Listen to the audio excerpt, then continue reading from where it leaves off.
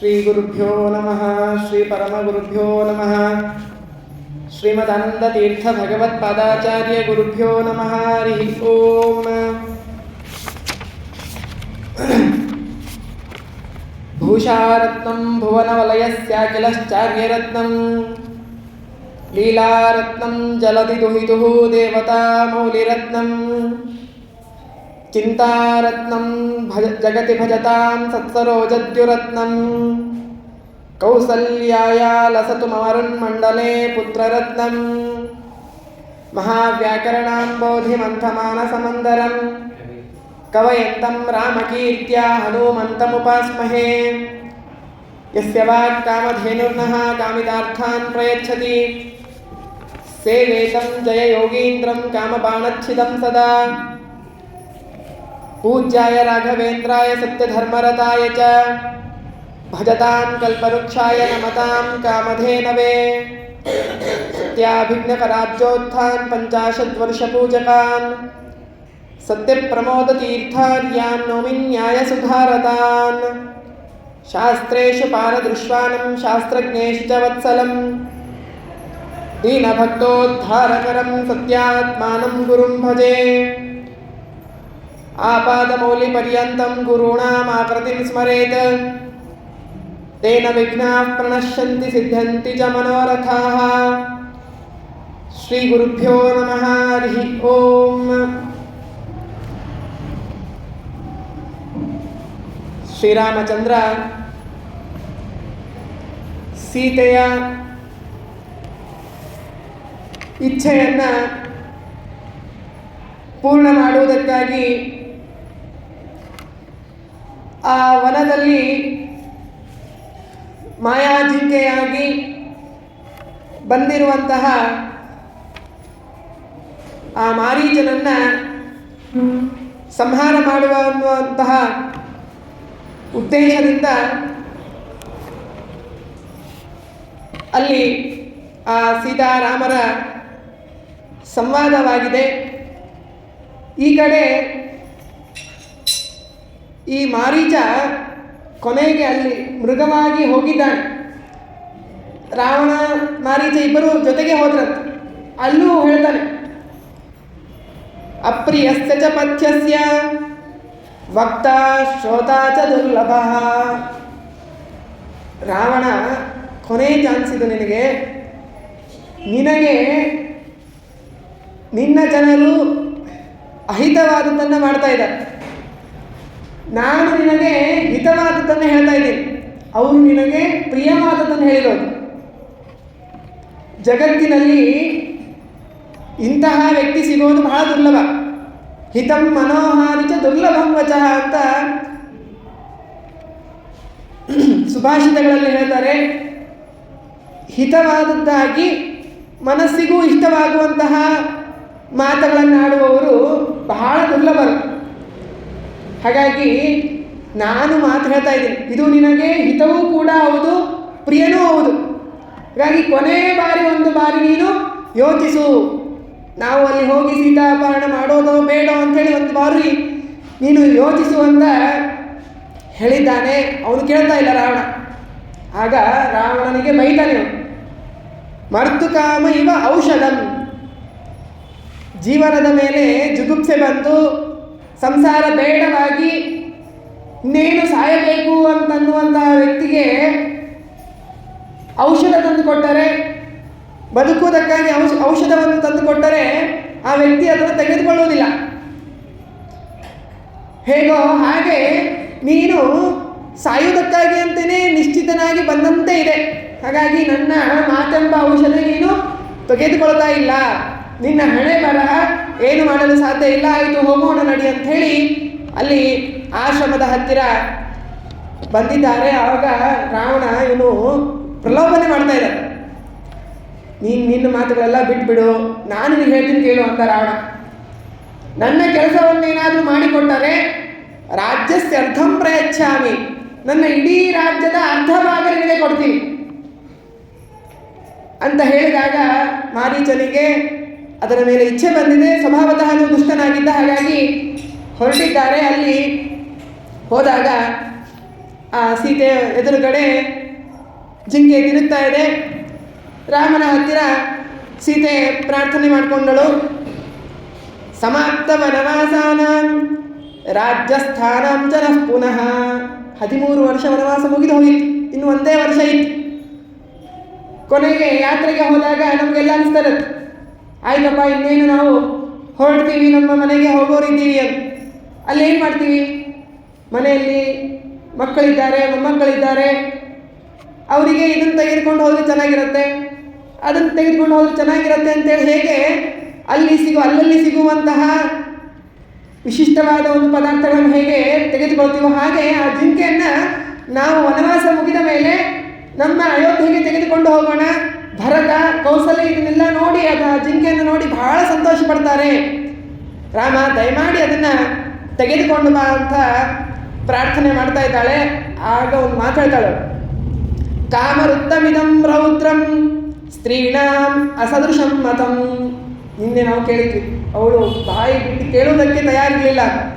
ಯಾಕೆ ಅಂತಂದರೆ ಮನಸ್ಸಿಗೆ ಬಂದಂತೆ, ಬಾಯಿಗೆ ಬಂದಂತೆ ಹೆಂಡತಿ ಗಂಡನ ಹತ್ತಿರ ಏನೇನೋ ಕೇಳ್ತಾ ಹೋಗಬಾರ್ದಂತ. ಕಾಮರುತ್ತಮಿದಂ ರೌದ್ರಂ, ಯಾವುದು ಗಂಡನಿಗೆ ಕೊಡಿಸುವುದಕ್ಕೆ ಆಗತ್ತೋ, ಯಾವುದು ಅವರ ಪರಿಮಿತಿಯಲ್ಲಿ ಬರುತ್ತೋ ಅವುಗಳನ್ನೇ ಮಾತ್ರ ಕೇಳಿ ಪಡೆದುಕೊಳ್ಳುವುದು ಇದು ಹೆಂಡತಿ ಮಾಡಬೇಕಾಗಿರೋದು. ಆದರೆ ಕಾಮರುತ್ತಮಿದಂ ರೌದ್ರಂ, ಇದು ಅನುಚಿತವಾದದ್ದೇ, ಸತಿಗೆ ಅನುಚಿತವಾದದ್ದೇ. ಆದರೂ ಕೂಡ ಅದನ್ನು ನೋಡಿ ನನಗೆ ಬಿಡಲಿಕ್ಕೆ ಆಗ್ತಾ ಇಲ್ಲ. ಹೀಗೆ ಇರುತ್ತೆ. ಹೌದ್ರಿ, ಈ ತಿಂಗಳು ಹೈ ಬಜೆಟು ಎಲ್ಲ ಸಿಕ್ಕಾಪಟ್ಟೆ ಖರ್ಚಾಗಿದೆ, ಹಬ್ಬ ಇತ್ತು, ಅದು ಆಯಿತು, ಎಲ್ಲ ಆಯಿತು. ಆದರೂ ಏನಂತಂದರೆ ಅದು ಒಂದು ಉಳಿದ್ರೆ, ಅದೊಂದು ತೊಗೊಂಡ್ಬಿಟ್ಟರೆ ಮುಗಿದೋಯ್ತು, ಸಾಕು. ಮತ್ತೆ ಕೇಳಂಗೆ ಇನ್ನೊಂದು 2-3 ತಿಂಗಳು ಮುಂದಿನ ಎನಿವರ್ಸರಿ ತನ ನಿಮ್ಗೇನು ಮಾತಾಡಿಸ್ಲಿಕ್ಕೂ ಬರುವುದಿಲ್ಲ ಅಂತ. ಹಾಗೆ ಸೀತೆ ಹೇಳ್ತಾ ಇದ್ದಾಳೆ, ನೀವು ಅದನ್ನೊಂದು ತೊಗೊಂಡು ಬಂದುಬಿಟ್ರಿ ಸಾಕು, ಬೇರೆ ಏನು ಕೇಳೋದಿಲ್ಲ ಅಂತ ರಾಮನಿಗೆ ಒತ್ತಾಯ ಮಾಡ್ತಾ ಇದ್ದಾಳೆ. ಹೀಗೆ ಅವಳ ಒತ್ತಾಯಕ್ಕೆ ಆ ಜಿಂಕೆಗೆ ಮೋಹಿತನಾಗ್ಬಿಟ್ಟ ರಾಮ. ಲೋಭಿತಸ್ತೇನ ರೂಪೇಣ ಸೀತೆಯಾಚ ಪ್ರಚೋದಿತ. ಸೀತೆ ಹೇಳಿದ್ದನ್ನು ಕೇಳಿ ಅದನ್ನು ನೋಡಿ ರಾಮ ಸರಿ ಆಯಿತು, ಹಾಗಾದರೆ ಚೆನ್ನಾಗಿ ಇದೆ ನೋಡುವುದಕ್ಕಾಗಿ ತೆಗೆದುಕೊಂಡು ಬರೋಣ ಅಂಥೇಳಿ ರಾಮ ಅಲ್ಲಿಂದ ಹೊರಟಿದ್ದಾನೆ. ಆಗ ಆ ಜಿಂಕೆ ರಾಮ ಹತ್ತಿರ ಬಂದಂತೆ ಆ ಜಿಂಕೆ ಮುಂದೆ ಹೋಗ್ತಾ ಇದೆ. ಇವನು ಅದನ್ನು ಅಟ್ಟಿಸ್ಕೊಂಡು ಹೋದ. ದೂರದಲ್ಲಿ ಹೋದಾಗ ಸರಿಯಾಗಿ ಇನ್ನು ಅದನ್ನು ಹೊಡೆದರಾಯಿತು ಅಂಥೇಳಿ ರಾಮ ಬಾಣವನ್ನು ತೆಗೆದುಕೊಂಡು ಆ ಜಿಂಕೆಗೆ ಹೊಡೆದಿದ್ದಾನೆ. ಹೊಡೆದಿದ್ದೇ ಕೂಡಲೇ ಆ ಜಿಂಕೆ ಸದೃಶಂ ರಾಘವಸ್ಸೇವ ಹಾ ಸೀತೆ ಲಕ್ಷ್ಮಣೇತಿ ಚ. ಸೀತೆ ಲಕ್ಷ್ಮಣ ಅಂಥೇಳಿ ಜೋರಾಗಿ ರಾಮನ ಧ್ವನಿಯಂತೆ ಧ್ವನಿ ಮಾಡಿ ಆ ಜಿಂಕೆ ತಾನು ತನ್ನ ನಿಜ ಸ್ವರೂಪವನ್ನು ತೆಗೆದುಕೊಂಡು, ಘೋರವಾದ ಆ ರಾಕ್ಷಸ ರೂಪವನ್ನು ತೆಗೆದುಕೊಂಡು ಅಲ್ಲಿಂದ ಅದು ಮೃತವಾಗಿ ಬಿದ್ದಿದೆ. ಈ ಕಡೆ ರಾಮನಿಗೆ ಗಾಬರಿ ಆಗೋಯ್ತು. ನನ್ನಂತೆಯೇ ಧ್ವನಿ ಮಾಡಿದ್ದೆ ಇದು, ನನ್ನ ಧ್ವನಿ ಅಂತ ತಿಳಿದುಕೊಂಡು ಸೀತೆ ಲಕ್ಷ್ಮಣರು ಹೆದರ್ಕೊಳ್ತಾರೆ. ಬೇಗನೆ ಅವರ ಹತ್ತಿರ ಹೋಗಬೇಕು ಅಂಥೇಳಿ ಆ ಜಿಂಕೆಯನ್ನು, ಆ ದೇಹವನ್ನು ತೆಗೆದುಕೊಂಡೇನೆ ರಾಮ ತಾನು ಹೊರಡ್ತಾ ಇದ್ದಾನಂತೆ. ಈ ಧ್ವನಿ ಕೇಳಿದ ಕೂಡಲೇ ಸೀತಾ ಹೇಳ್ತಾ ಇದ್ದಾಳೆ, ಲಕ್ಷ್ಮಣನಿಗೆ ಹೇಳಿದ್ಲು, ಲಕ್ಷ್ಮಣ, ರಾಮನಿಗೆ ಏನೋ ಆದಂತೆ ಇದೆ, ರಾಮ ಅಪಾಯದಲ್ಲಿದ್ದಾನೆ, ಹಾಗಾಗಿ ಬೇಗನೆ ನೀನು ಧನುರ್ಧಾರಿಯಾಗಿ ರಾಮನಿದ್ದಲ್ಲಿ ಹೋಗಬೇಕು ಅಂತ ಹೇಳಿದರೂ ಕೂಡ ಲಕ್ಷ್ಮಣ ತಲೆನೇ ಕೆಡಿಸ್ಕೊಳ್ಳಲಿಲ್ಲ. ಸ್ನೇಹೋ ಭ್ರಾತರಿ ನಾಸ್ತಿದೆ. ಸೀತೆ ಹೇಳಿದ್ದು, ಅವನು ಸುಮ್ಮನೆ ಇದ್ದ, ನಿನಗೆ ನಿನ್ನ ಅಣ್ಣನ ಮೇಲೆ, ರಾಮನ ಮೇಲೆ ಪ್ರೀತಿನೇ ಇಲ್ಲ. ಏನಾದರೂ ಹೀಗೆ ಆಗಿದಾಗ, ಯಾರಿಗಾದರೂ ನಮಗೆ ಬೇಕಾದವ್ರಿಗೆ ಏನಾದರೂ ಆದರೆ ತಕ್ಷಣ ಅಲ್ಲಿ ಧಾವಿಸ್ತಾರೆ. ಬೇಕಾದವರು ಅಂತಲ್ಲ, ನಮ್ಮ ಎದುರೇ ಯಾರಾದರೂ ಬಿದ್ದರೆ ಅವ್ರು ಯಾರು ಏನು ಅನ್ನೋದು ಗೊತ್ತಿರಲ್ಲ, ಆದರೂ ಕೂಡ ಹೋಗಿ ಎತ್ತಿಟ್ಟು ಅವರನ್ನು ಕುಡಿಸಿ, ನೀರು ಕುಡಿಸಿ ಎಲ್ಲ ಮಾಡ್ತೀವಿ. ಅಂಥದ್ದು ರಾಮನಿಗೆ ಅಪಾಯ ಇದೆ ಅಂತ ಹೇಳಿ ಗೊತ್ತಾಗ್ತಾ ಇದೆ, ಆದರೆ ನೀನು ಏನು ಯಾವುದೇ ರೀತಿಯಾದ ರಿಯಾಕ್ಷನ್ನೇ ಇಲ್ಲ ನಿಂದು. ನಿನಗೆ ರಾಮನ ಮೇಲೆ ಪ್ರೀತಿನೇ ಇಲ್ಲ ಅಂತ ಸೀತೆ ಹೇಳಿದಾಗ ಲಕ್ಷ್ಮಣ ಹೇಳ್ತಾನೆ, ಅವಧ್ಯಸ್ಸವರೇ ರಾಮೋ ನೈವತ್ವಂ ವಕ್ತುಮರ್ಹಸಿ.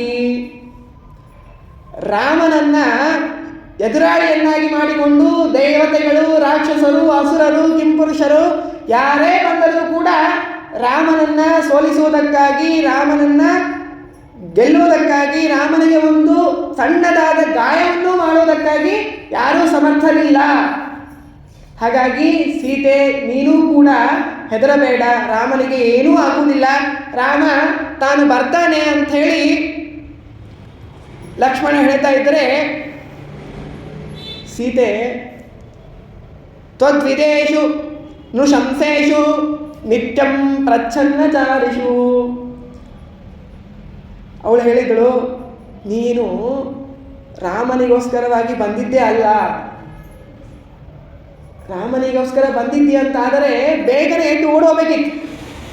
ನೀನು ನನ್ನ ಮೇಲೆ ಕೆಟ್ಟದಾದ ಆಸೆಯನ್ನಿಟ್ಟುಕೊಂಡು ಭರತನ ಗುಪ್ತಚಾರಿಯಾಗಿ ಏಕಾಂತದಲ್ಲಿ ರಾಮನನ್ನು ಏನಾದರೂ ಮಾಡಿ ನನ್ನನ್ನು ಪಡೆದುಕೊಳ್ಳಬೇಕು ಅನ್ನುವಂತಹ ಕೆಟ್ಟ ಬುದ್ಧಿಯಿಂದ ನೀನು ನನ್ನೊಡನೆ ವನವಾಸಕ್ಕೆ ಬಂದಿದ್ದಿ ಅನ್ಸತ್ತೆ. ಅದಕ್ಕಾಗಿಯೇ ಇಂತಹದ್ದೇ ಒಂದು ಅವಕಾಶವನ್ನು ಹುಡುಕ್ತಾ ಇದ್ದೀನಿ. ಸರಿಯಾದ ಅವಕಾಶ ಸಿಕ್ಕಿದೆ ಅನ್ನೋದಕ್ಕಾಗಿ ನೀನು ಇವತ್ತು ಸುಮ್ಮನೆ ನಿನ್ನ ಕಾರ್ಯಸಿದ್ಧಿಗಾಗಿ ನೀನು ಏನೂ ಮಾಡದೆ ಕುಳಿತಿದ್ದೀಯಲ್ಲ, ನಿನ್ನ ನೋಡಿದರೆ ನನಗೆ ಧಿಕ್ಕಾರ ಅನಿಸುತ್ತೆ. ಇಂತಹ ಒಬ್ಬ ಲಕ್ಷ್ಮಣನನ್ನು ನೋಡಿದಾಗ ದುಃಖ ಆಗತ್ತೆ ಅಂಥೇಳಿ ನಿಮ್ಮಂಥವರನ್ನು ಇಟ್ಕೊಂಡು ನಾನೇನು ಮಾಡಬೇಕು, ರಾಮನಿಗೆ ಅಪಾಯ ಇದೆಯಲ್ಲ, ನಾನೇ ಹೋಗ್ತೀನಿ ಅಂತ ಸೀತೆ ತಾನು ಹೇಳ್ತಾಳೆ. ಲಕ್ಷ್ಮಣನಿಗೆ ಹೇಗೆ ಆಗಿರ್ಲಿಕ್ಕಿಲ್ಲ, ಭಕ್ತಿಯಿಂದ ರಾಮನ ಸೇವೆಗಾಗಿ ಅಂಥೇಳಿ ಬಂದವ. ತನ್ನ ಹೆಂಡತಿ, ತಾಯಂದಿರು, ಸುಖವಾದ ಅಯೋಧ್ಯೆಯನ್ನು ಎಲ್ಲ ಬಿಟ್ಟು ಬಂದ ಲಕ್ಷ್ಮಣನಿಗೆ ಈ ರೀತಿಯಾಗಿ ಮಾತು ಹೇಳಿದಾಗ ಲಕ್ಷ್ಮಣ ಅವಾಕ್ಕಾಗಿದ್ದಾನೆ. ಏನಿದು, ನಮ್ಮ ವೈನಿ ಅತ್ತಿಗೆ ತಾಯಿ ಸದೃಶಳಾದ ಸೀತೆ ಈ ರೀತಿಯಾಗಿ ನನ್ನ ಬಗ್ಗೆ ಮಾತನಾಡಿದಳಲ್ಲ ಅಂಥೇಳಿ ಬಹಳ ದುಃಖ ಆಯಿತು. ಉತ್ತರಂ ನೋತ್ಸಹೇ ವಕ್ತುಂ ದೈವತಂ ಭಾರತೀ ಮಮ. ಕೈ ಮುಗಿದು ಇದಕ್ಕೇನು ಉತ್ತರ ಕೊಡ್ಲಿಕ್ಕೆ ಆಗುವುದಿಲ್ಲ ನನ್ನ ಕಡೆ ಅಂಥೇಳಿ ಒಂದು ಕ್ಷಣ ಅಳ್ತಾ ನಿಂತಿದ್ದಾನೆ. ಮುಂದಿನ ಕ್ಷಣದಲ್ಲಿ ಒಂದು ಮಾತು ಹೇಳ್ತಾನೆ, ವಿಮುಕ್ತ ಧರ್ಮಾಶ್ಚಪಲಾ ತೀಕ್ಷ್ಣ ಭೇದಕರ ಸ್ತ್ರೀಯ. ಹೆಣ್ಣು ಮಕ್ಕಳ ಸ್ವಭಾವನೆ ಹೀಗೆ, ಭೇದಕರಾಹ, ವೈಮನಸ್ಯವನ್ನು ತಂದೊಡ್ಡುವವರು, ಮನೆಯಲ್ಲಿ ಈ ರೀತಿಯಾಗಿರುವಂತಹ ಕೆಲಸಗಳನ್ನೆಲ್ಲ ಮಾಡಿ ನಮ್ಮ ಮೇಲೆ ಎತ್ತಿ ಹಾಕುವವರು ಈ ಹೆಣ್ಣು ಮಕ್ಕಳು ಅಂತ ಹೇಳಿ ಮಾತನಾಡಿ, ಆಯ್ತು ಇನ್ನೇನು ಸೀತೆ, ನಿಮಗೆ ಅಲ್ಲಿ ನಾನು ಹೋದರೇನೇ ಸಂತೋಷ ಅಲ್ಲವಾ, ಹಾಗಾದರೆ ನಾನು ಅಲ್ಲಿಗೆ ಹೊರಡುತ್ತೇನೆ. ರಕ್ಷಂತು ತ್ವಾಂ ವಿಶಾಲಾಕ್ಷಿ ಸಮಗ್ರ ವನ ದೇವತಾ. ಹೇಳಿ, ಈ ನಿನ್ನ ಸೀತೆ, ನಿನ್ನನ್ನು ಇಲ್ಲಿರುವಂತಹ ವನದಲ್ಲಿರುವಂತಹ ಎಲ್ಲ ದೇವತೆಗಳು ನಿನ್ನನ್ನು ರಕ್ಷಣೆ ಮಾಡಲಿ ಅಂಥೇಳಿ, ಏನೇ ಪ್ರಸಂಗ ಬಂದರೂ ಕೂಡ ನೀನು ಆ ವನದ ಏನು ಆಶ್ರಮವಿದೆಯೋ ಆ ಆಶ್ರಮವನ್ನು ಮಾತ್ರ ಬಿಟ್ಟು ಬರಬಾರದು ಅಂಥೇಳಿ ಅಲ್ಲಿಂದ ಲಕ್ಷ್ಮಣ ತಾನು ಹೊರಟಿದ್ದಾನೆ. ಇದರಿಂದ ನಮಗೆ ತಿಳಿಸ್ತಾ ಇದ್ದಾರೆ, ಹೀಗೆ ನಮಗೆ ಏನೋ ಹೊರಗಡೆ ಹೋದಾಗ ಸೀತೆ ಜಿಂಕೆಯನ್ನು ನೋಡಿದಂತೆ ನಾವು ಹೊರಗಡೆ ಹೋದಾಗ ಯಾವುದನ್ನು ನೋಡ್ತೀವಿ, ಅದರ ಮೇಲೆ ಆಸೆ ಪಡ್ತೀವಿ. ಮನೆಯವರಿಗೆ ಆ ವಿಚಾರ ಗೊತ್ತಿರುವುದಿಲ್ಲ. ಮನೆಗೆ ಬಂದು ಆ ವಸ್ತು ಹೀಗೆ ಇದೆ, ಬಹಳ ಚೆನ್ನಾಗಿದೆ, ನಾವು ಅಲ್ಲೇ ಹೋಗಿರಬೇಕು, ಎಂಥ ಒಳ್ಳೆಯ ಕಮ್ಯುನಿಟಿ, ಹೀಗೆ ಎಲ್ಲ ಅದರ ಬಗ್ಗೆ ಹೇಳಿ ಹೇಳಿ ನಾವು ಅವರನ್ನು ಆ ವಸ್ತುವಿನ ಮೇಲೆ ಹುಚ್ಚಿಡಿಸ್ಬಿಡ್ತೀವಿ. ಎಲ್ಲರಿಗೂ, ಮನೆಯವರೆಲ್ಲರಿಗೂ ಕೂಡ ಏನು ಅನಿಸ್ಬೇಕು, ಓ ಅವಶ್ಯವಾಗಿ ನಾವು ಅದನ್ನು ತೆಗೆದುಕೊಳ್ಳಲೇಬೇಕು, ನಾವು ಅದನ್ನು ಸಂಪಾದಿಸಲೇಬೇಕು ಅಂಥೇಳಿ ಎಲ್ಲರಿಗೂ ಅನಿಸುವಂತೆ ಮಾಡಿ ಅದಕ್ಕಾಗಿ ಎಲ್ಲರ ಪ್ರಯತ್ನ. ಒಬ್ಬರು ದುಡಿದ್ರೆ ಸಾಲೋದಿಲ್ಲ, ಇಬ್ಬರು ದುಡಿಬೇಕು, ಮನೆಯಲ್ಲಿರೋ ಎಲ್ಲರೂ ಕೂಡ ದುಡಿಯೋಣ. ಯಾವುದಕ್ಕೋಸ್ಕರ ಅಂದರೆ ಅದಕ್ಕೋಸ್ಕರ. ಅಂಥೇಳಿ ಎಲ್ಲರೂ ಕೂಡ ಹೀಗೆ ದುಡಿಯೋದಕ್ಕಾಗೆಲ್ಲ ಹೋಗ್ತೀವಿ, ಸಂಪಾದಿಸುವುದಕ್ಕಾಗಿ ಹೋಗ್ತೀವಿ. ಕೊನೆಗೆ ಅದೇನಾಗುತ್ತೆ, ನಮ್ಮ ಯೋಗ್ಯತೆಯಲ್ಲಿ ಇದ್ದರೆ ಸಿಗತ್ತೆ, ಇಲ್ಲ ಅಂತಾದಾಗ, ಸಿಗುವುದಿಲ್ಲ ಅನ್ನುವಂತೆ ಆದಾಗ ಮನೆಗಳಲ್ಲಿ ಲಕ್ಷ್ಮಣ ಸೀತೆಯರ ಕಲಾಪ ಆದಂತೆ ಮನೆಯವರೊಡನೆ ಎಲ್ಲರೊಡನೆ ಏನಂತಂದರೆ ಈ ರೀತಿಯಾಗಿ ಮನಸ್ತಾಪಗಳು, ಸಂತಾಪಗಳು ಎಲ್ಲವೂ ಶುರು ಆಗುತ್ತೆ. ಕೊನೆಗೆ ಮನಸ್ಸಿನಲ್ಲಿ ನೆಮ್ಮದಿ, ಸುಖ, ಶಾಂತಿಗಳು ಇವು ಯಾವುದೂ ಇಲ್ಲದಂತೆ ಆಗಿ ಪ್ರತಿನಿತ್ಯ ಜಗಳ ಆಡ್ತಾನೇ ಇರೋದು. ಸರಿ ಆಯಿತು, ಅಲ್ಲಿ ಹೋದಾಗ ಸಿಕ್ಕಿದ್ದೇನು? ಭಾರೀ ಮನೋಹರವಾದದ್ದು, ಅಪರೂಪವಾದದ್ದು ಅನ್ನೋದಕ್ಕಾಗಿ ತೆಗೆದುಕೊಳ್ಳೋದಕ್ಕಾಗಿ ಹೋಗಿರೋದು. ಆದರೆ ಅದು ಕೊನೆಗೆ ಸಾಯ್ತಾ ಇರೋವಾಗ ಆಗಿದ್ದೇನು? ಘೋರವಾದ ಕೆಟ್ಟದಾದ ರೂಪ ತೆಗೆದುಕೊಳ್ತು. ಹಾಗೆ ನಾವು ಬಯಸಿರುವಂತಹ ಪದಾರ್ಥವು ಹಾಗೆ ಆಗಿರುತ್ತೆ. ಮೊಟ್ಟ ಮೊದಲಿಗೆ ಹೊಸದಲ್ಲಿ ಏನಂತಾಗತ್ತೆ, ಓ ಭಾರಿ ಚೆನ್ನಾಗಿದೆ, ಅಲ್ಲೇ ಇರಬೇಕು, ಹೀಗೆ ಇರಬೇಕು, ಅದಕ್ಕೋಸ್ಕರವಾಗಿ ಎಲ್ಲ ನಮಗೆ ಅನಿಸುತ್ತೆ. ಆಮೇಲೆ ನಮಗೇನಾಯಿತು, ಅದರಿಂದ ಮನಸ್ತಾಪಗಳೇ ಆರಂಭವಾಯಿತು. ಹೀಗೆ ಎಲ್ಲ ಆಗುವುದು ಯಾವುದರಿಂದ? ಇಷ್ಟೆಲ್ಲ ಕೊನೆಗೆ ಆಗಿದ್ದೇನು ಅಂದರೆ ದುಃಖನೇ ಆಯಿತು. ಕೊನೆಗೆ ಎಲ್ಲರೂ ದುಃಖ ಪಡುವಂತೆ ಆಯಿತು. ಸೀತೆಗೆ ಲಕ್ಷ್ಮಣನ ಮೇಲೆ ಅನ್ಯಥಾ ಭಾವನೆ ಬಂತು, ಲಕ್ಷ್ಮಣನಿಗೆ ಸೀತೆಯ ಮೇಲೆ ಅನ್ಯಥಾ ಭಾವನೆ ಬಂತು. ಏನಂತಹ ಒಬ್ಬ ವ್ಯಕ್ತಿಯನ್ನು ನಾವು ಮೇಲೆ ಕೂಡಿಸಿರ್ತೀವಿ, ಭಾರೀ ಗೌರವ ಕೊಟ್ಟಿರ್ತೀವಿ, ಆ ವ್ಯಕ್ತಿಯನ್ನು ನಾವು ಸದಾ ಪೂಜೆ ಮಾಡ್ತಾ ಇರ್ತೀವಿ, ಭಾರೀ ಆ ವ್ಯಕ್ತಿ ಅಂದರೆ ಅಷ್ಟು ಪ್ರಾಣದಂತೆ ನೋಡ್ತಾ ಇರ್ತೀವಿ. ಅಂತಹ ವ್ಯಕ್ತಿ ಏನಾದರೂ ಅನುಚಿತವಾದ ವರ್ತನೆಗಳನ್ನು ಮಾಡಿದರೆ, ಅಸಭ್ಯವಾದ ಮಾತುಗಳನ್ನಾಡಿದರೆ ಯಾವ ರೀತಿಯಾಗಿ ನಮಗೆ ದುಃಖ ಆಗುತ್ತೋ ಹಾಗೆ ಲಕ್ಷ್ಮಣ ಸೀತಾರಾಮರನ್ನು ಅಷ್ಟು ಮೇಲೆ ಕೂಡಿಸಿದ.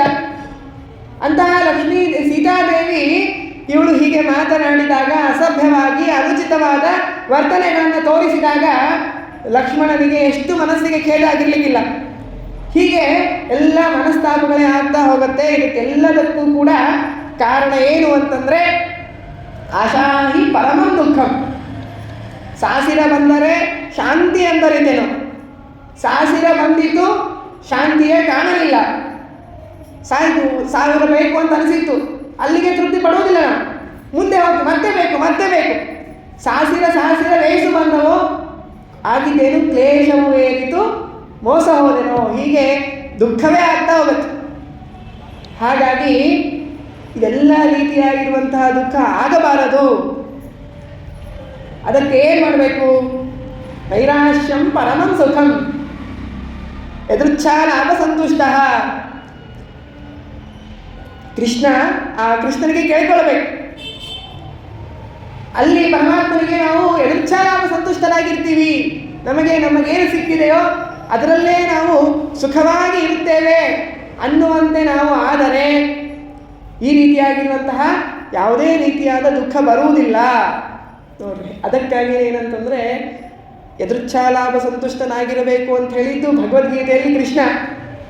ಇದು ರಾಮಾಯಣ, ಕೃಷ್ಣನ ಮಹಾಭಾರತ ಇವೆಲ್ಲ ಹೇಗಿದೆ ಅಂತಂದರೆ ಒಂದು ಪ್ರಾಕ್ಟಿಕಲ್ ಆಗಿ ಮೇಲೆ ತೋರಿಸ್ತಾ ಇದ್ದಾರೆ. ಯದೃಚ್ಛಾಲಾಭ ಸಂತುಷ್ಟನಾಗಿ ಇರಬೇಕು ಅಂಥೇಳಿ ಕೃಷ್ಣನಾಗಿ ಹೇಳ್ತಾ ಇದ್ದಾನೆ. ಯದೃಚ್ಛಾಲಾಭ ಸಂತುಷ್ಟನಾಗಿ ನಾನು ಇರುವುದಿಲ್ಲ ಅಂತಾದರೆ ಏನಾಗತ್ತೆ ಅನ್ನೋದನ್ನು ರಾಮಾವತಾರದಲ್ಲಿ ತೋರಿಸ್ತಾ ಇದ್ದಾನೆ.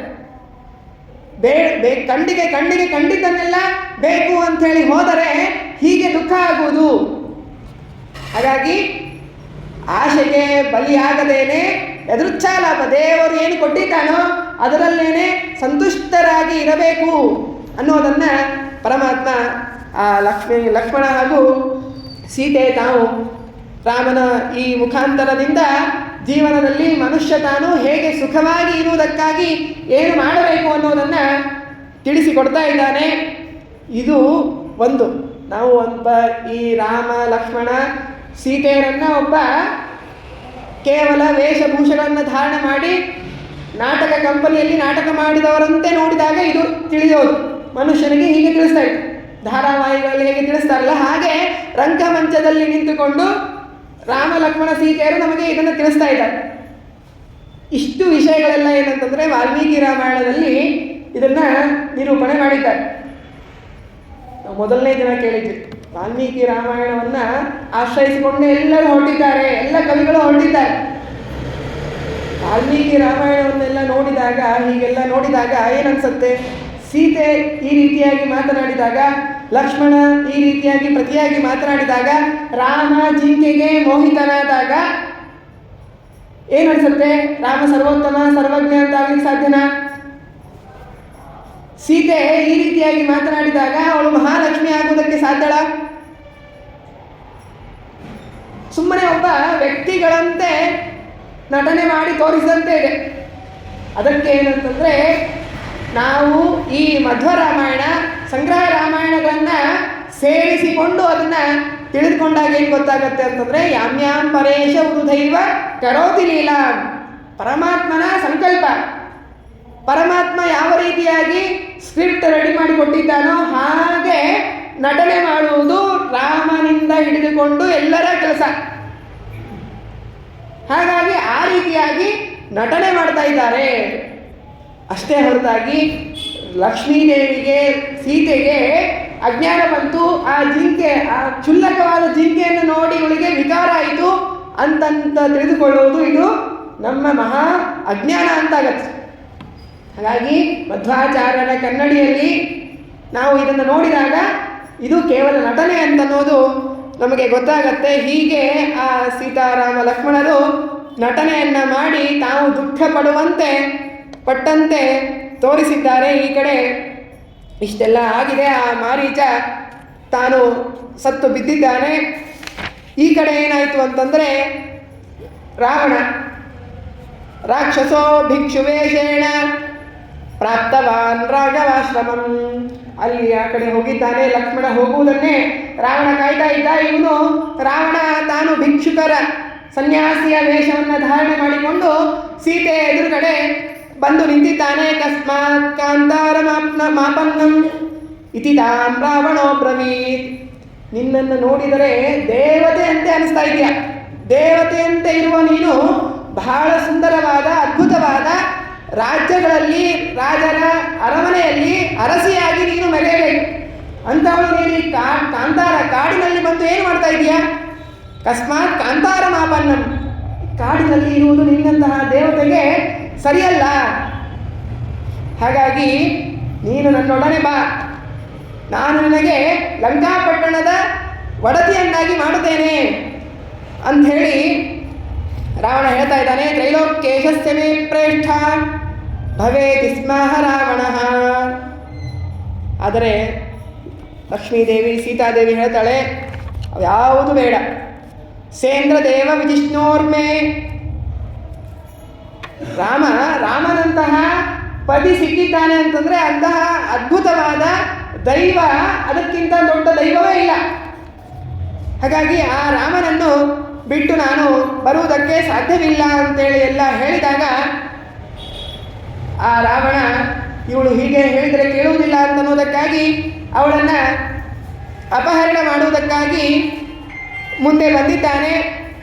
ಅದೃಶ್ಯ ಶಕ್ತಿ ಶಕ್ತಾಪಿ, ಸೀತೆಯ ಅವಳು ಮಹಾಲಕ್ಷ್ಮಿಯ ರೂಪಳು. ಹಾಗಾಗಿ ಯಸ್ಯ ಅಪಾಂಗಲವ ಮಾತ್ರದ ಊರ್ಜಿತಾಸ, ಈ ಸೀತೆಯ ಒಂದು ಕುಡಿ ನೋಟದಿಂದ ಇಡೀ ಬ್ರಹ್ಮಾಂಡದ ಸೃಷ್ಟಿ ಸ್ಥಿತಿ ಲಯ ನಿಯಮನಗಳಾಗತ್ತೆ. ಅಂಥದ್ದು ರಾವಣ ಅವಳಿಗೆ ಯಾವ ಲೆಕ್ಕನೇ ಅಲ್ಲ. ರಾವಣನನ್ನು ಎತ್ತಿ ಬಿಸಾಕಿ ಒಗೆದು ಬಿಡ್ಬೋದು ಅವಳು.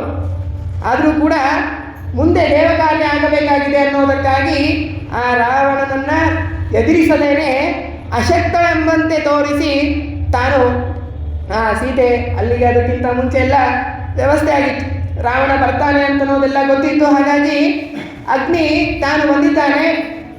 ಅಗ್ನಿ ಬಂದು ಒಂದು ಆಕೃತಿಯನ್ನು ತಯಾರು ಮಾಡಿದ, ಸೀತೆಯಂತೆ ಇರುವಂತಹ ಆಕೃತಿಯನ್ನು ತಯಾರು ಮಾಡಿದ್ದಾನೆ. ಅಲ್ಲಿ ವೇದವತಿ ಎನ್ನುವಳು ಪ್ರವೇಶ ಮಾಡಿದಳು. ಮೊದಲಿಗೆ ಇದನ್ನು ಕೇಳಿದ್ವಿ ನೀವು. ವೇದವತಿ ಇವಳು ಕೈಲಾಸದಲ್ಲಿ ತಪಸ್ಸು ಮಾಡ್ತಾ ಇದ್ದಳು. ಅವಳನ್ನು ರಾವಣ ಸ್ಪರ್ಶ ಮಾಡಲಿಕ್ಕೆ ಹೋಗಿದ್ದಾಗ ಅವಳು ಶಾಪ ಕೊಟ್ಟಿದ್ದು, ನಿನ್ನ ಮರಣಕ್ಕೆ ನಾನು ಕಾರಣವಾಗ್ತೇನೆ. ಹಾಗಾಗಿ ಅಲ್ಲಿ ಆ ವೇದವತಿ ತಾನು ಬಂದು ಕುಳಿತಿದ್ದಾಳೆ. ಇಂದ್ರನು ಕೂಡ ತಾನು ಬಂದಿದ್ದಾನೆ. ಸೀತೆಯ ಒಂದು ಅಂಶವೂ ಕೂಡ ಅಲ್ಲಿ ಸೇರಿಕೊಂಡಿದೆ.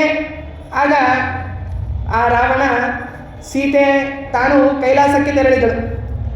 ಕೈಲಾಸಕ್ಕೆ ಹೋಗಿ ಅಲ್ಲಿ ಶಿವಪಾರ್ವತಿಯರು ಈ ಲಕ್ಷ್ಮೀದೇವಿಯ ಸೀತಾದೇವಿಯ ವಿಶೇಷವಾದ ಸೇವೆಯನ್ನು ಮಾಡ್ತಾ ಇದ್ದಾರೆ. ಈ ಕಡೆ ಆ ಸೀತಾ ಆಕೃತಿಯನ್ನು ಅಲ್ಲಿ ತೆಗೆದುಕೊಂಡು ಹೋಗುವುದಕ್ಕಾಗಿ ಅಂತ ಹೇಳಿ ರಾವಣ ಎಳೆದುಕೊಂಡು ಬಂದಿದ್ದಾನೆ.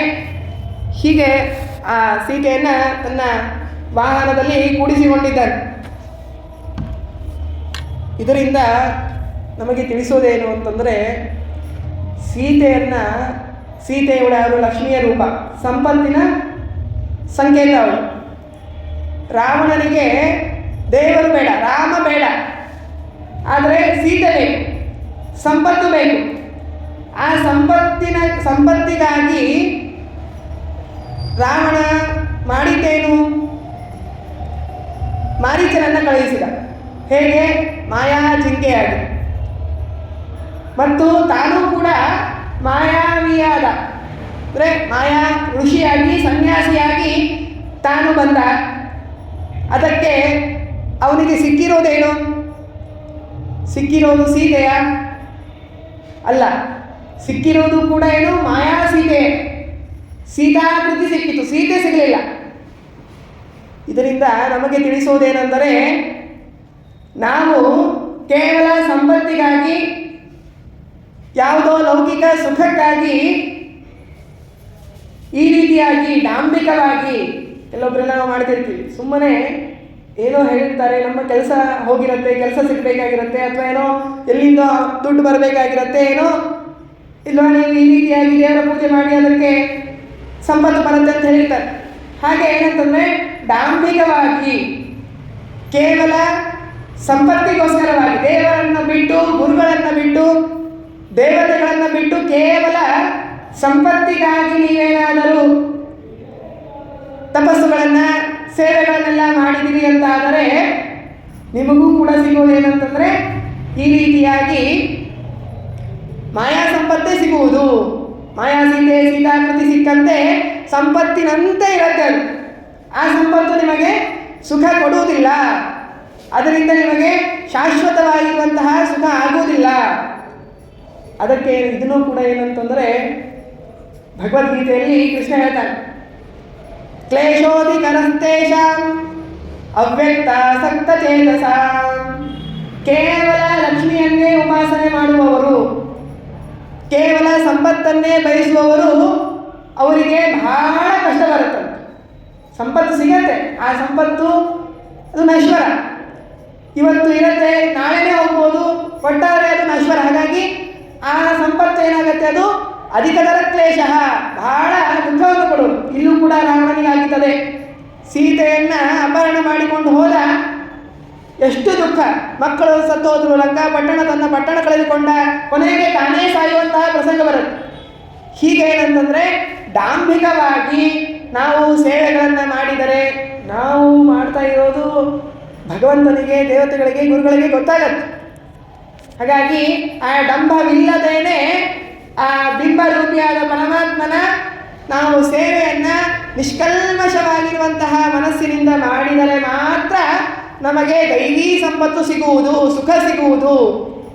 ಹೀಗೆ ಮಾಡಿದರೆ, ಈ ರೀತಿಯಾಗಿ ರಾವಣನಂತೆ ಮಾಡಿದರೆ, ಡಾಂಭಿಕವಾಗಿ ಮಾಡಿದರೆ ಸರ್ವಥಾ ನಮಗೆ ಸುಖ ಸಿಗುವುದಿಲ್ಲ ಅಂತನ್ನುವಂತಹ ವಿಚಾರವನ್ನು ನಮಗೆ ಇಲ್ಲಿ ತಿಳಿಸ್ತಾ ಇದ್ದಾರೆ. ಹೀಗೆ ಆ ಸೀತೆಯನ್ನು ವಾಹನದಲ್ಲಿ ಹೊತ್ತುಕೊಂಡು ಹೋಗ್ತಾ ಇದ್ದಾನೆ. ಆಗ ಕರ್ಣಂ ವಿಲಲಾಪಾಥ ಛಲ ಸೀತಾ ಪುನಃ ಪುನಃ. ಈ ರಾವಣನಿಂದ ನನ್ನನ್ನು ರಕ್ಷಿಸಬೇಕು ಅಂಥೇಳಿ ರಾಮ ರಾಮ ಅಂಥೇಳಿ ಕೂಗ್ತಾ ಇದ್ದಾಳೆ. ಲಕ್ಷ್ಮಣ ನನ್ನನ್ನು ನೋಡು ಅಂಥೇಳಿ ಕೂಗ್ತಾ ಇದ್ದಾಳೆ. ಈ ಧ್ವನಿಯನ್ನು ಜಟಾಯುಗೆ ಕೇಳಿಸಿತು. ಕ್ಷಿಪ್ರಂ ರಾಮಾಯ ವೇದತ್ಯಾಂ.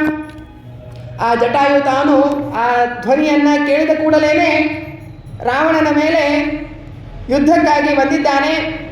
ನಯಮ ರಾಮ ಮಹಿಷೀಂ ಮೈ ಜೀವತಿ ರಾಕ್ಷಸ.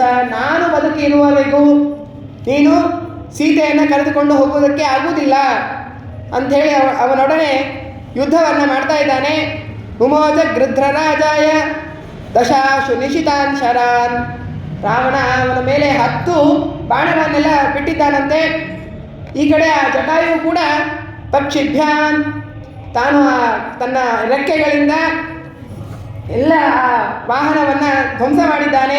ಉಗುರುಗಳಿಂದೆಲ್ಲ ಅವನಿಗೆ ತೊಂದರೆ ಕೊಡ್ತಾ ಇದ್ದಾನೆ. ಹೀಗೆ ಎಲ್ಲ ರೀತಿಯಾಗಿರುವಂತಹ ಯುದ್ಧಗಳು ಅವರಿಬ್ಬರ ಮಧ್ಯದಲ್ಲಿ ನಡೀತಾ ಇದೆ. ಮುಚ್ಚ ಮೃಗಶಾವಾಕ್ಷಿಂ ರಾಕ್ಷಸ ಪಕ್ಷಿ ವೀಕ್ಷಿತ.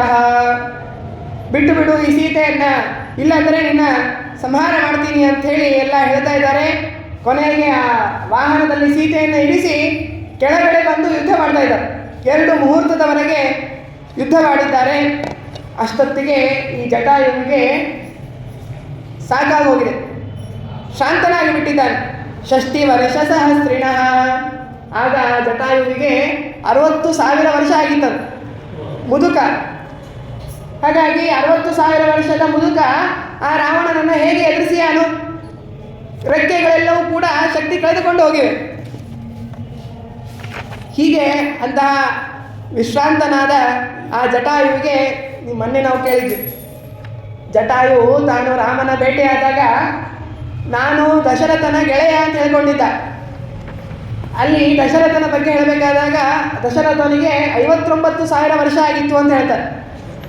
ಹಾಗಾಗಿ 59,000 ವರ್ಷದ ದಶರಥ, 60,000 ವರ್ಷದ ಅಂದರೆ 59 ವರ್ಷದ ದಶರಥ, 60 ವರ್ಷದ ಈ ಜಟಾಯು, ಇವರಿಬ್ಬರೂ ಕೂಡ ಗೆಳೆಯಂದರಾಗಬಹುದು ಅನ್ನುವಂತಹ ವಿಷಯವನ್ನು ಕೂಡ ಇಲ್ಲಿ ಹೇಳ್ತಾ ಇದ್ದಾರೆ. ಹೀಗೆ ಆ ವಿಶ್ರಾಂತನಾಗಿರುವಂತಹ ಜಟಾಯುವಿಗೆ ಆ ರಾವಣ ತಾನು ಹೊಡೆದು ಅವನನ್ನು ಸಂಹಾರ ಮಾಡಿದ್ದಾನೆ. ಮಂದಚೇಷ್ಟಂ ನಿಪತಿತಂ ರಾಮಮಿತ್ರಂ ಪತತ್ರಿಣಂ ಮಾಯಾ ಸೀತಾ ತಮಾಶ್ಲಿಷ್ಯ ವಿಲಲ ಪಶುಕಾಲಪ.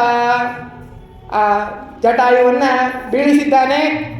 ಸೀತೆ ಅವಳನ್ನು ನೋಡಿ ದುಃಖ ಪಡ್ತಾ ಇದ್ದಾಳೆ, ಅಳ್ತಾ ಇದ್ದಾಳೆ. ಒಬ್ಬನೇ ಒಬ್ಬ ರಕ್ಷಣೆಗಾಗಿ ಅಂಥೇಳಿ ಬಂದಿದ್ದ, ಅವನು ಕೂಡ ಬಿದ್ದು ಸತ್ತು ಹೋಗ್ತಾ ಇದ್ದಾನಲ್ಲ ಅಂಥೇಳಿ ಅದನ್ನು ನೋಡಿ ಅಳ್ತಾ ಇದ್ದಾಳೆ. ಅವನ ಹತ್ತಿರ ಹೋಗಿ ಆಲಿಂಗನ ಮಾಡಿಕೊಳ್ಳೋದಕ್ಕಾಗಿ ಅಂತ ಹೋಗ್ತಾ ಇದ್ದಾರೆ. ಈ ಕಡೆ ರಾವಣ ಹಠೇನ ಕಠಿಣಾತ್ಮ ಸಹ ತಾಮ ಕೃಷ್ಣ ನಿಶಾಚರ, ಅವಳನ್ನು ಎಳೆದುಕೊಂಡು ಬಂದಿದ್ದಾನೆ.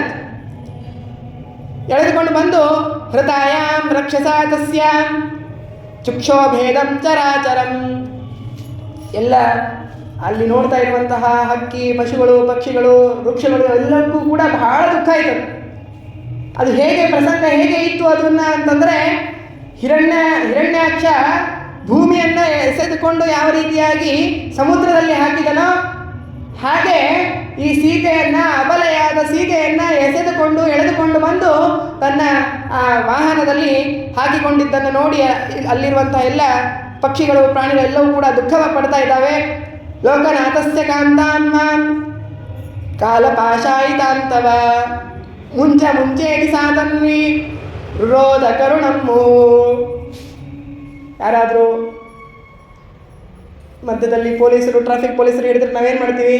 ಇಲ್ಲರಿ ಫೋನ್ ಹಚ್ಕೊಡ್ತೀವಿ ನಿಮಗೆ. ನಮ್ಮವ್ರು ಯಾರಾದರೂ MLA MP ಏನಾದ್ರು ಇದ್ದರೆ ಫೋನ್ ಹಚ್ಕೊಡ್ತೀವಿ, ನೀವು ಅವ್ರ ಜೊತೆ ಮಾತಾಡ್ಕೊಡ್ರಿ. ಹಾಗಿದ್ದಂತೆ ಸೀತೆ ಹೇಳ್ತಾ ಇದ್ದಾಳೆ, ನೀನು ಯಾರನ್ನೋ ಏನೋ ಅಂದ್ಕೊಂಡು ಬಂದು ಹಿಡಿತಾ ಇದೆಯಾ? ಲೋಕನಾಥಸ್ಯ ಕಾಂತಾಮ್ಮ, ನಾನು ಜಗನ್ನಾಥನಾದ ಶ್ರೀರಾಮನ ಮಡದಿ. ನೀನು ನನ್ನನ್ನು ಕಳೆದುಕೊಂಡು ಹೋದರೆ ನಿನ್ನ ಮರಣವೇ. ಹಾಗಾಗಿ ವಿಚಾರಿಸು, ಬಿಟ್ಟು ಬಿಡು ನನ್ನನ್ನು ಅಂತೆಲ್ಲ ಹೇಳ್ತಾ ಇದ್ದಾಳೆ. ಪನ್ನಗಿ ಮಿವ ಲೋಟಂತಿ ದೀಪ್ತಾಂ ವನ್ನಿಶಿಖಾವಿವ. ಬೆಂಕಿಯಲ್ಲಿ ತುಪ್ಪ ಹಾಕಿದಾಗ ಯಾವ ರೀತಿಯಾಗಿ ಜೋರಾಗಿ ಪ್ರಜ್ವಲಿಸುತ್ತೋ ಹಾಗೆ ಅವನು ಮುಟ್ಟುವುದಕ್ಕೆ ಬಂದಾಗ ಅವಳು ಸಿಟ್ಟಿನಿಂದ ಆ ರೀತಿಯಾಗಿ ಮಾಡ್ತಾ ಇದ್ದಾಳೆ. ಏನಾದರೂ ಕೂಡ ರಾವಣ ತಾನು ಬಿಡ್ತಾ ಇಲ್ಲ. ವಾನರಾನ್ ಗಿರಿ ಶೃಂಗೇಶ ಪಂಚಾಸ್ಯ ವಿಕ್ರಮಾನ್. ಅಲ್ಲಿ ಹಾಗೆ ಹಾರಿ ಹೋಗ್ತಾ ಇದ್ದಾರೆ.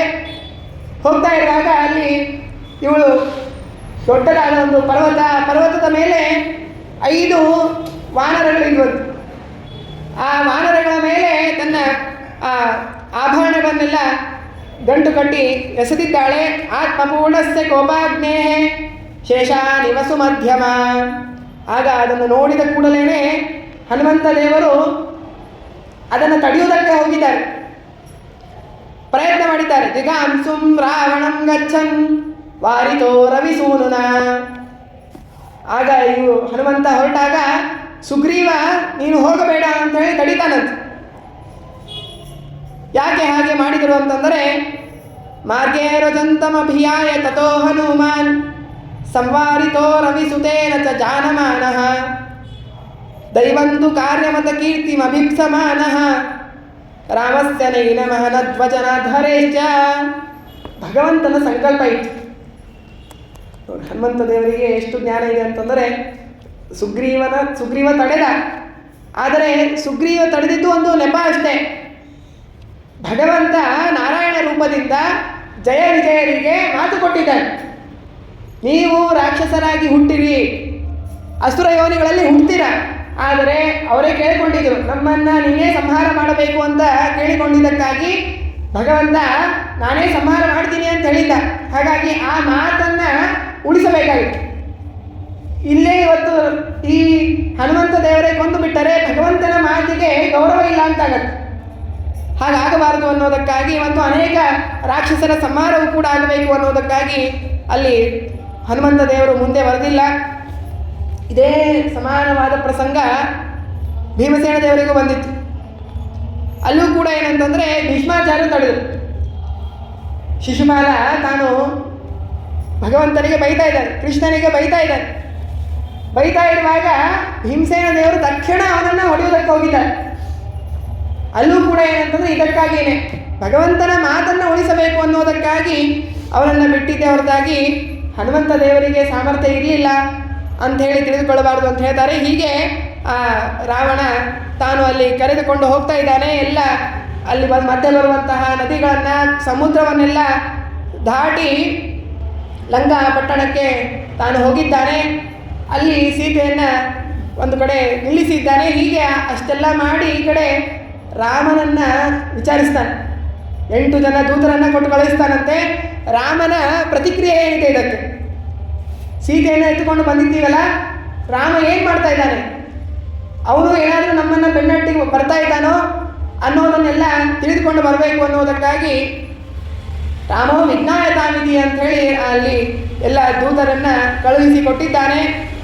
ಕಳುಹಿಸಿ ಸೀತೆಗೆ ಹೇಳ್ತಾ ಇದ್ದಾನೆ.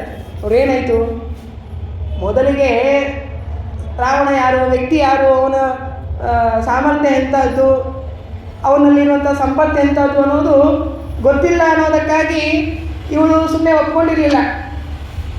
ತನ್ನ ಪಟ್ಟಣಕ್ಕೆ, ಲಂಕಾಪಟ್ಟಣ, ಬಂಗಾರದ ಪಟ್ಟಣ, ಸಾಮ್ರಾಜ್ಯವನ್ನೆಲ್ಲ ನೋಡಿದಾಗಲಾದರೂ ನೋಡಿ, ಎರಡೂ ಸೀತೆಗೆ ಅಂಥದ್ದೇ ಪ್ರಸಂಗ ಇರೋದು. ಇವಳು ಕಾಡಿನಲ್ಲಿದ್ದಾಳೆ. ಹಾಗಾಗಿ ಆ ಕಾಡಿನಿಂದ ಬಂದಿದ್ದಾಯಿತು.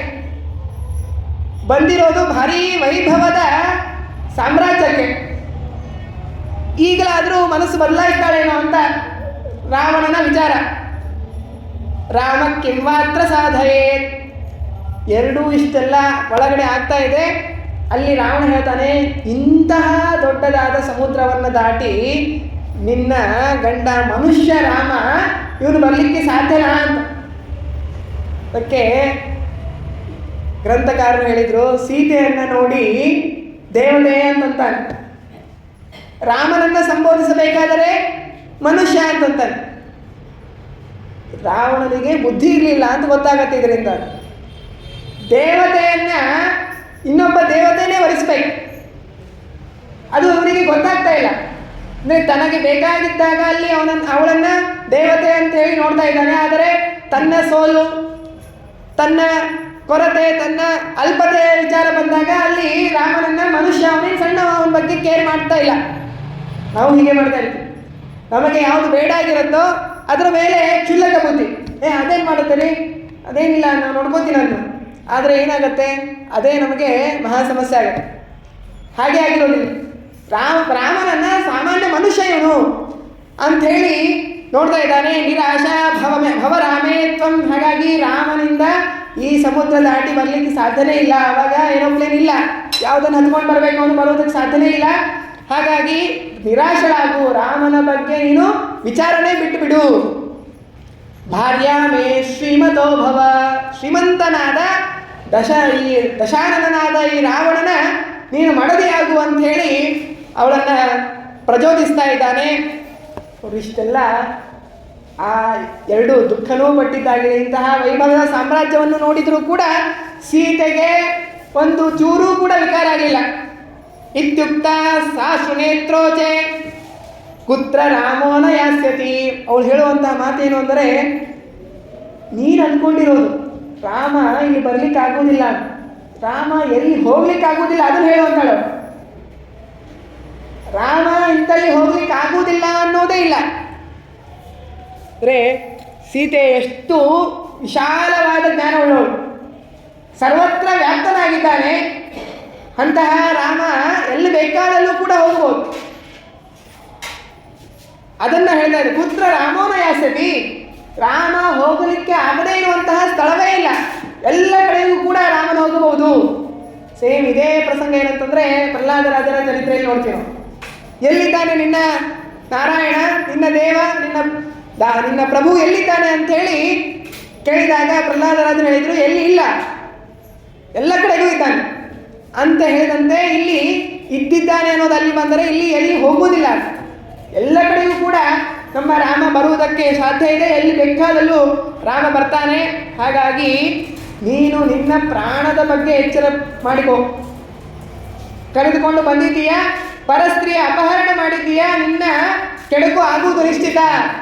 ನಿನ್ನ ಮರಣ ಹೀಗೆ ಬರುವುದಿದೆ, ಹತ್ತಿರದಲ್ಲೇ ನಿನ್ನ ಮರಣ ಬರುವುದು. ಹಾಗಾಗಿ ನಿನ್ನ ಬಗ್ಗೆ ನೀನು ವಿಚಾರ ಮಾಡು, ರಾಮನ ಬಗ್ಗೆ ವಿಚಾರ ಬಿಟ್ಟು ಅಂತೇಳಿ ಹೇಳ್ತಾ ಇದ್ದಾಗ ಅದನ್ನೆಲ್ಲ ನೋಡಿ ರಾವಣ ಅವಳನ್ನು ಆ ಅಶೋಕವನಕ್ಕೆ ಕಳುಹಿಸ್ತಾನೆ.